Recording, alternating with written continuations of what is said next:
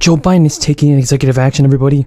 Nearly $40 billion in debt relief has been announced, and extra aid is being distributed to millions of low income in the form of either a one-time payment or recurring checks. The possibility of a fourth federal stimulus payment has been on the table since the last three stimulus payments were sent out by the IRS. In the meantime, many states have already stepped it up by supplying surplus budget funds to provide additional relief to the residents that are still struggling amid high persistent inflation. Some states have even designated stimulus funds for targeted groups like teachers and energy savers, while others have provided bonuses to the farm workers, essential workers, and the frontline workers. A growing number of cities like Chicago, Pittsburgh, and Seattle are sending stimulus payments to the low-income households this year. And soon, a city in Michigan is going to pilot a guaranteed income program, of which there have only been 104 in the country. Last month, the city is going to approve the Guaranteed Income Pilot Program after deciding to allocate $1.6 million of federal American Rescue Plan Act funding to the project in April. Organizers of the program have the goal to make the more inclusive the low-income families and help them out, and it will supply about 100 residents with $530 a month for the next 24 months. It must be used by 2026, and the city hopes to pilot the project as soon as possible. The city of Los Angeles has also taken the direct initiative to provide qualifying residents with a direct stimulus check in the upcoming days. The stimulus check is being dispensed via a relief program. Like other U.S. states, Los Angeles is providing financial stimulus to the residents it can tackle inflation on. The breadth of the stimulus check and the approval of it will be sent out to eligible payments. And now people will qualify the eligibility criteria. It will actually give people who were formerly under foster care stimulus payments as well.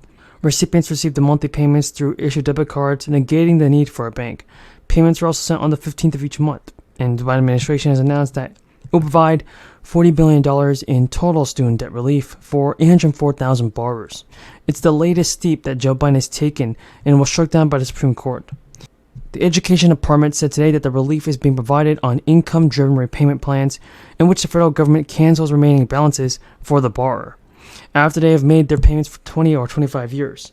The department said the fixes will more accurately count monthly payments that qualify under the plans.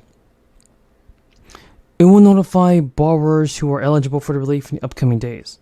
The Supreme Court has struck down Biden's plan to give $10,000 of student debt and relief to the low income. Biden has announced that the decision for this administration is going to continue to provide student debt relief.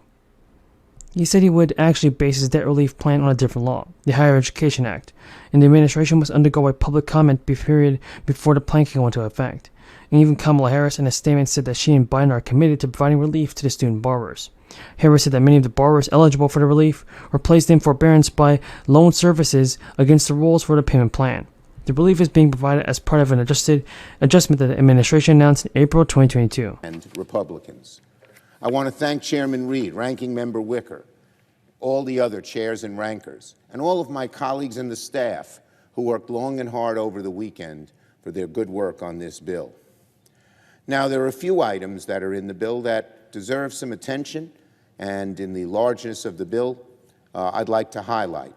I want to highlight a few items added to the manager's package that are very important and bode well for our country's future, particularly on AI, on outcompeting the Chinese government and tackling our nation's fentanyl crisis.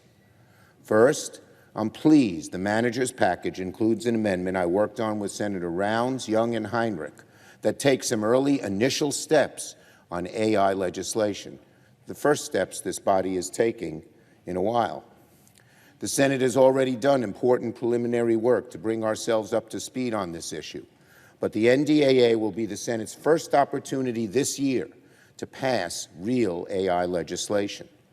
My AI amendment includes provisions that will boost AI oversight within the national security space, including an increase in data sharing within the DoD, new risk studies to examine explainability in similar issues, and provide for bug bounty programs that will help sniff out vulnerability in AI systems used by the DoD. This year, our first manager's package also makes a critical down payment on the Senate's efforts to outcompete rebates and other payments to low and middle-income families with children and to Connecticut's working poor.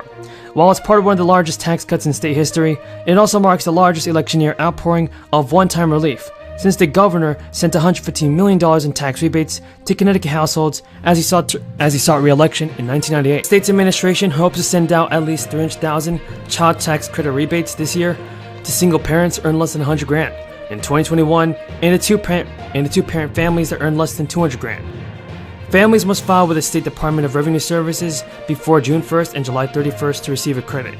The administration said it expects to issue the relief in August. Around the same time, it also expects to distribute $40 million to $45 million among roughly 180,000 working poor households who claim the state's earned income tax credit on the 2021 state tax returns. The state earned income tax credit currently is worth 30% of the federal credit and provides recipients an average benefit of $700. The one-time $300 bump Lamont and other Democrat-controlled legislature approved for earned income tax credit recipients effectively raised the state credit temporarily to 42% of the tax benefit. But tax reform advocates have been pushing for years to make permanent a child tax credit and enhanced earned income tax credit program. The governor of Ssdi wants to reassess the state's fiscal health after much of the $3 billion in federal crisis relief Connecticut received last year has been exhausted. Over the weekend, buyers paid a $5 a gallon, or roughly $100 to fill the tank, and gas prices have doubled since Biden took office. JP Morgan analysts predict $6 a gallon by August, and experts warn this crisis will continue even after Biden's term ends because he's dismantling fossil fuel production. There are now 20 states plus Washington, D.C. with averages of $5 or above. The highest priced states remain California with a state average of $6.42 a gallon. 31% of the nation's 130,000 gas stations were already selling gas for more than $5 a gallon. There are stations and states where gas is cheaper. About 15% of stations nationwide still are selling gas for less than $4.50 a gallon. But even in May, states where gas is cheaper, such as Mississippi, lower average income can mean drivers have to work longer to fill up their tanks. Biden has fighting.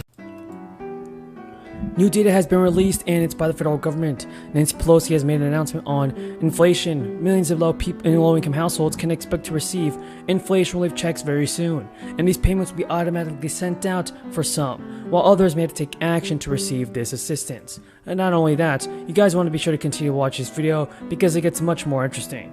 Now, as Republicans regain momentum on concerns about the economy, the only thing that Democrats seem to agree on about their issue is that inflation and high gas prices is the problem. Now, Representative Ro Khanna has told NBC News that, "What is our message about why inflation is going to be worse if Republicans win? I don't think our economic message has been loud or sharp enough." And when asked about inflation this week, Nancy Pelosi said, "We'll have to message it better in the next 3 weeks ahead." With gas prices up again and a potential recession looming, voters are once again telling